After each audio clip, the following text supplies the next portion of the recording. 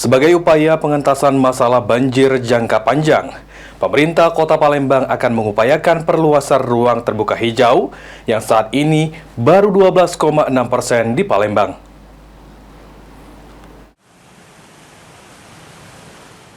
Upaya pengentasan masalah banjir jangka panjang di Palembang dilakukan dengan perluasan ruang terbuka hijau. Ratu Dewa selaku Wali Kota Palembang mengatakan jika penanganan banjir menjadi salah satu fokus kerjanya, di mana untuk jangka pendek penanganan banjir dilakukan dengan pengerukan sedimentasi di drainase, serta memfungsikan pompanisasi baik yang portable maupun yang berskala besar. Sementara untuk jangka panjang pemerintah Kota Palembang akan melakukan pelebaran drainase yang ada, serta pelebaran ruang terbuka hijau, lantaran saat ini ruang terbuka hijau di Palembang hanya di angka 12,6% atau masih di bawah standar di angka 30%.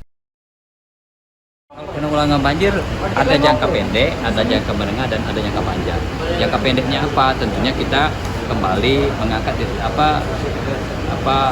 drainase yang sempit, memfungsikan pompanisasi yang berskala kecil, portable maupun yang berskala besar. Tetapi jangka panjang tentunya akan ada pelebaran parit dan sebagainya. Ya, termasuk juga ruang terbuka hijau. Kita kan baru 12,6%, sedangkan syarat undang-undang 30%. Ini juga jadi concern kita.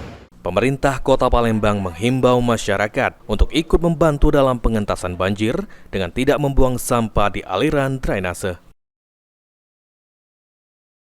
Sandi Pratama